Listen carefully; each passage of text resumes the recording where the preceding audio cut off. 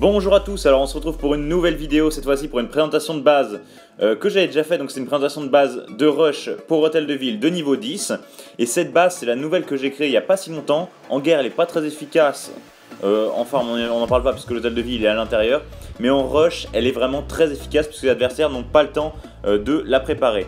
Donc on commence tout de suite avec l'emplacement, regardez, du Tesla qui est là pour gêner les troupes qui peuvent me permettre de faire sortir le château du clan. Donc si on dépose des troupes en haut, elles vont attirer directement le Tesla et donc ça va les ralentir, si ce n'est s'il n'y a pas assez de troupes pour sortir le château du clan, et ben ils vont devoir attaquer avec un château du clan qui est plein, ce qui arrive relativement souvent. Donc là cette base, moi pour l'instant j'ai beaucoup de victoires. La seule faiblesse apparente c'est la stratégie Go YP, donc Golem, Sorcier et PK. Qu'est-ce qu'on peut dire sur cette base? Alors ce qu'on peut dire sur cette base c'est qu'elle est symétrique. Regardez, il y a la partie gauche qui est identique à la partie droite, à une exception, à l'exception du petit bloc voilà, qui se trouve là-haut.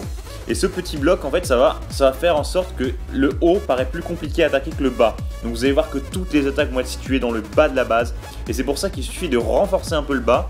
Et vous allez voir que vous allez être très efficace. Parce que moi j'ai quasiment aucune attaque en terrestre, je parle quasiment aucune attaque dans le compartiment haut. Et quasiment toutes mes attaques dans le compartiment bas. Donc moi j'ai juste protégé encore plus le compartiment bas et ça marche à merveille. Donc cette base vraiment moi je vous la recommande si vous faites du rush, elle est très efficace. Donc là j'ai placé un Tesla dehors, donc en fait comme je dis qu'on attaque par le bas, en général ils attaquent voilà, par le bas, là où on est à peu près, un peu même si c'est un peu plus bas. Et donc en fait quand ils vont attaquer par là, le Tesla va détourner tout ce qui est golem ou autre pour les faire remonter légèrement. Et s'ils attaquent par là où on était juste devant, voilà, devant cet endroit là, ils vont s'attaquer aux deux blocs, donc le bloc qui est à gauche, là où il y a les camions de bris en fait. Si on dépose comment ça s'appelle, des casse-briques, ils vont s'attaquer à gauche, à droite, mais ils vont pas pouvoir rentrer directement dans le bloc, là où on est avec l'arc X, avec la défense anti-aérienne. Ils pourront pas, en première intention, s'attaquer à ce bloc, et donc ils vont avoir plus de mal à rentrer vers l'hôtel de ville. Donc ils vont se diffuser dans les deux compartiments, gauche et droite, mais en général ce sera dans le compartiment qui se trouve en bas, celui-là voilà, où il y a le Tesla, les tours de sorcier. Ces compartiments-là est celui où vous allez voir toutes vos attaques dedans. Et donc il reste relativement efficace puisqu'il est quand même constitué proche du compartiment, proche de l'hôtel de ville.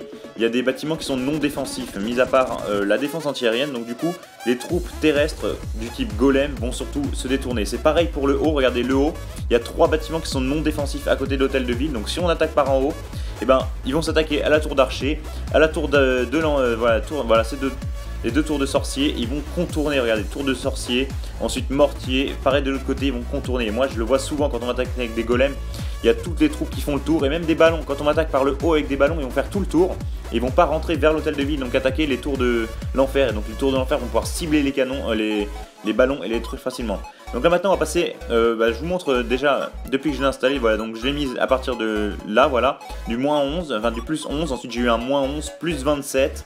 Donc vous voyez vraiment que j'obtiens pas mal. Et en fait l'emplacement de ma réserve d'élixir noir, ça les attire beaucoup parce qu'ils se chargent de l'élixir noir et donc ils vont attaquer d'une manière pas forcément en rush et donc vous allez gagner pas mal de trophées. Moi là pour l'instant j'en suis à plus de 3100 trophées actuellement. Et c'est vrai qu'il n'y a aucun problème, ça marche encore très bien cette base. Regardez, là je suis à 3080 dans cette vidéo, actuellement je suis à 3100 trophées, donc il n'y a aucun problème à utiliser cette stratégie, et moi cette base, et moi je vous la recommande. Regardez, l'élixir noir qui est là, qui est relativement exposé si on veut l'attaquer, donc c'est pour ça aussi ça va les inciter à attaquer par le compartiment du bas, et donc ils vont creuser, c'est par ici qu'ils attaquent en général. Donc ils vont creuser ce bâtiment là, enfin ce mur là, et ensuite ils vont rentrer, ils vont se prendre une bombe géante, une un peu plus loin, et donc là ça va être vraiment un désastre pour eux. Donc moi je vais vous présenter un premier replay déjà, pour vous montrer comment la base se défend, et donc c'est parti pour le premier replay. Donc vous voyez que c'est une attaque de champion, regardez c'est un champion qui m'attaque, et j'ai déjà, regardez toutes les tombes, c'est-à-dire que j'ai déjà été attaqué avant, qu'ils n'avaient pas réussi à faire 40%, donc que j'avais eu des trophées avant. Et là je vous présente un replay où ils attaquent encore par ce côté là, où je vous présente. Bon là ils relèvent légèrement, parce qu'en général c'est encore un peu plus bas qu'ils s'attaquent. Mais ils vont quand même creuser, regardez quand ils creusent, ça va être dans le compartiment qui se trouve en bas en général. Donc ils vont pas attaquer dans le compartiment du haut comme je vous l'avais annoncé. Et donc là, ces géants sont placés en premier rang pour pouvoir récupérer toutes les attaques des défenses pour faire tank. De toute façon, c'est l'intérêt des géants. Et puis les troupes derrière vont s'attaquer à tous les petits bâtiments qui sont extérieurs pour pouvoir essayer de grappiller des pourcentages. Et donc là c'est ce qu'il a fait, il a creusé dans le compartiment du bas et il s'attaque encore plus dans le compartiment du bas, mais bon il est pas bien parti, il est 24%, et puis il y a une grande masse de pourcentage qui se trouve dans le compartiment aussi du haut, donc c'est vrai que s'il se contente que d'un seul compartiment, il risque de pas réussir. Donc là j'ai quand même des troupes dans le château du clan, c'est à dire qu'ils ont survécu à l'attaque d'avant. Et j'ai encore, j'ai une sorcière, je vois des archers, des sorciers. Donc là déjà on est qu'à 30% et lui il a plus de troupes, il a plus que 2 sorts, ça va pas suffire pour gagner l'attaque. Et donc 30% c'est une grosse défense qui est effectuée par cette base. Donc moi je vous ai dit qu'elle est très très efficace, c'est un champion qui m'attaque. Et j'arrive quand même à récupérer 30 trophées, donc ce qui est très très intéressant. Moi je m'en fiche, de toute façon là je lui ai peut-être laissé de l'élixir noir. Mais l'élixir noir, quand moi je suis en rush comme ça, je m'en fiche complètement de perdre de l'élixir noir. Au contraire, eux ça va les attirer et moi ça va me permettre de gagner les pourcentages. Donc là, je vous lance directement un deuxième replay, un Master 1 cette fois-ci, donc ça reste quand même un bon niveau. Et lui, on voit qu'il s'attaque et qu'il est clairement attiré par l'élixir noir, donc je sais très bien qu'il va s'attaquer au compartiment qui se trouve en bas également. Donc là il m'a détruit un extracteur d'élixir noir, un deuxième, et là il est en train de s'attaquer bientôt au troisième. Voilà, donc là maintenant ça se lance sur le troisième. Encore avec des archers, archers, barbares et mignons. Et là je vois un dragon qui a été lâché, qui était dans son château du clan. Mais là l'attaque on n'arrive pas à bien l'identifier, on sait même pas ce que c'est, s'il s'attaque vraiment en rush pour faire des trophées, s'il s'attaque en farm, mais alors c'est un farm où il va perdre beaucoup de trophées. Donc au final là j'identifie pas bien l'attaque, mais regardez le placement des bombes, géantes qui a permis de détruire toutes les troupes qui se sont précipitées pour rentrer dans la base. Et donc lui là, il a 24%, il a plus beaucoup de troupes.